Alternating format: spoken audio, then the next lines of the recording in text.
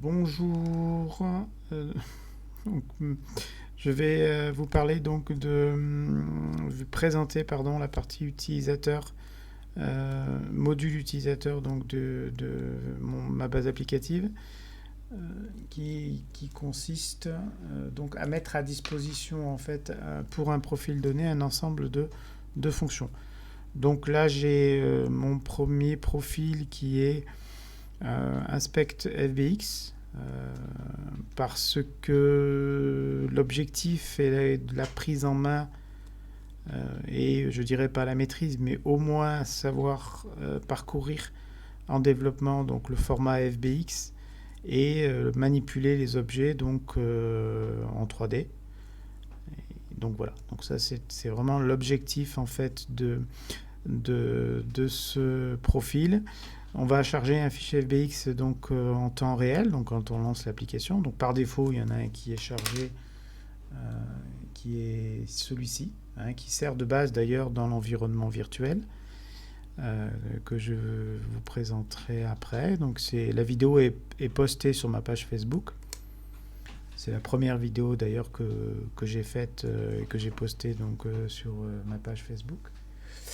Et donc voilà, donc le mode utilisateur donc est accessible ici, donc avec par exemple là je vais cliquer, je vais appuyer sur U, mon U a marché pardon, donc du coup je suis donc dans le mode utilisateur. Donc là, il me reste à marquer aussi dans la barre principale, effectivement, que je suis sur le module utilisateur. Donc il reste encore des petites modifications à apporter. Donc là, j'ai toujours le menu principal auquel j'ai rajouté le menu ouvrir. Je peux repasser donc dans le module effectivement administration. Ce module est bloqué, c'est-à-dire que dès lors que je développe une application livrable, je vais empêcher donc d'accéder au mode administration pour ne laisser en fait à l'utilisateur que les fonctions qui l'intéressent, voilà, qui sont de l'ordre de son profil. Les options qui sont les mêmes que dans le module administration, puis la performance et puis le fait de pouvoir cacher pour se retrouver sans menu. Là, j'ai rajouté donc un menu qui permet de rapporter des bugs.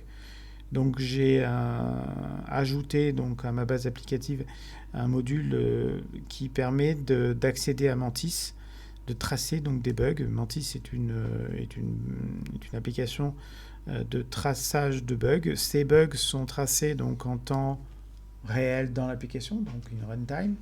Et ils sont téléchargés automatiquement dans une interface branchée directement dans l'environnement de développement.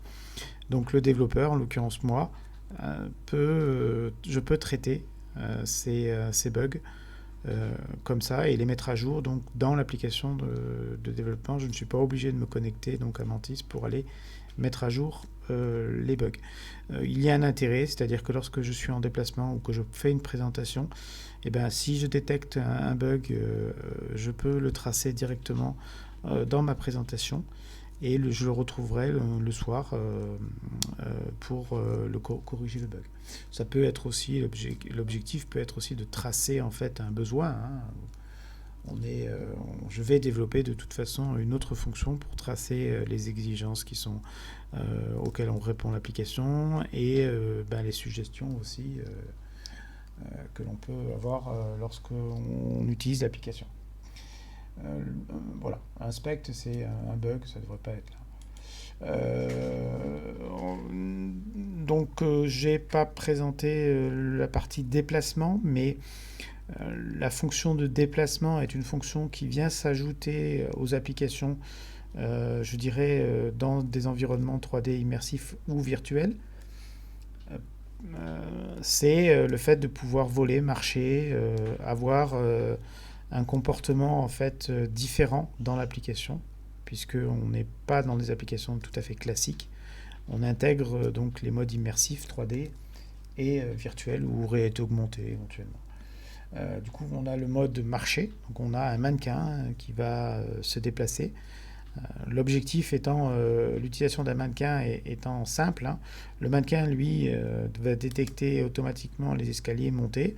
Il va détecter aussi les collisions et il est de la taille d'un individu. Du coup, on va simuler en fait le déplacement d'un homme ou d'un humain en fait dans un environnement. Voler, ben là on est dans un environnement, on est déjà dans le mode voler, vous le voyez ici. Hein, du coup, hop, on peut voler. Voilà. Donc on va pouvoir se déplacer dans cet environnement. Et le mode donc explorer, qui est le mode en fait quand même spécifique à ce profil hein, d'inspection, puisque c'est le mode explorer FBX, inspect FBX. Voilà, j'ai toujours un peu de difficulté à trouver des noms ou à harmoniser la sémantique des termes que j'utilise. Du coup, la fonction permet... Alors, on est sur un autre mode de déplacement. On vole aussi, hein, effectivement, mais on est sur un autre mode de déplacement où on bouge la caméra. Et on va pouvoir cliquer, c'est-à-dire qu'on va utiliser la souris qui va nous permettre de sélectionner les éléments dans le modèle. Et voilà. Du coup, on est sur l'utilisation, on va travailler sur le modèle lui-même. Hein, je sélectionne. Donc on peut changer la couleur par exemple ou la texture voilà, du modèle en temps réel. On peut aussi ici faire un isolate, c'est-à-dire qu'on va afficher que ce cube. Hein, voilà, je n'affiche que ce cube pour pouvoir l'observer dans son ensemble et travailler éventuellement, vérifier qu'il correspond bien à ce qu'on veut. Voilà, donc on a la liste des différents éléments qui sont dans le fichier FBX sous forme de liste. Et on peut sélectionner chaque élément et le sélectionner en fait automatiquement dans l'environnement. Donc on cherche Oculus Rift. Ici par exemple j'ai le composant, voilà, ça les composants.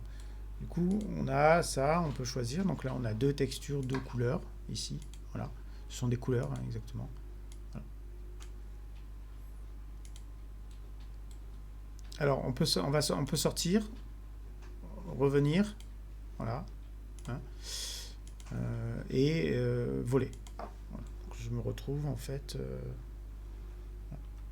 Alors, donc ça, c'était le module qui était livré de base et moi, j'avais besoin de créer une architecture qui corresponde à l'architecture réelle du fichier FBX qu'on retrouve sur FBX, qu'on retrouve pardon, sur Revit, sur SolidWorks et sur SketchUp.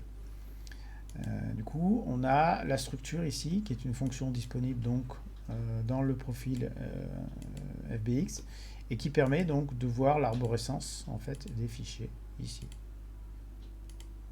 Voilà. Donc, avec une détection des lumières et une détection de la collision. Donc là, ce qui se passe, c'est que le mode marché, le sol n'est pas détecté, alors que la statue est détectée. Bon, c'est un petit dysfonctionnement, mais ça me permettra de faire une vidéo un peu plus spéciale là-dessus.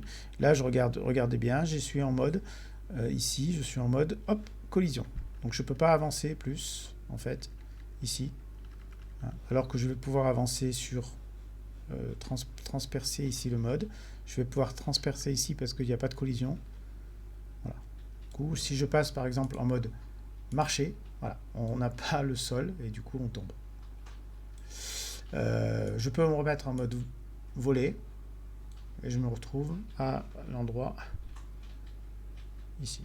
Alors là, la petite truc, c'est l'endroit où je vais atterrir lorsque je vais vouloir me déplacer dans le modèle. Là, je voulais vous montrer donc marcher. Et marcher, je vais vous montrer les fonctions qui sont disponibles. C'est le scanner et la distance. La distance, c'est ce qui vous permet de connaître donc la distance entre l'utilisateur et le point et l'objet le plus proche. Et pareil, le scanner permet de connaître l'objet que vous visualisez, donc qui se trouve au contact de la petite croix, donc devant. Je repasse en mode volet. Donc l'idée, c'est que voilà, j'ai plusieurs environnements, plusieurs fonctions Et donc l'utilisateur, lui, peut pratiquer ces fonctions pour dire, ben voilà, ça m'intéresse moi. Qu'est-ce qu'on peut faire avec ce qui est disponible en termes de développement et où on peut aller et dans quelle direction. Donc voilà, c'est tout pour aujourd'hui. Je vous dis au revoir et à la prochaine vidéo. Merci.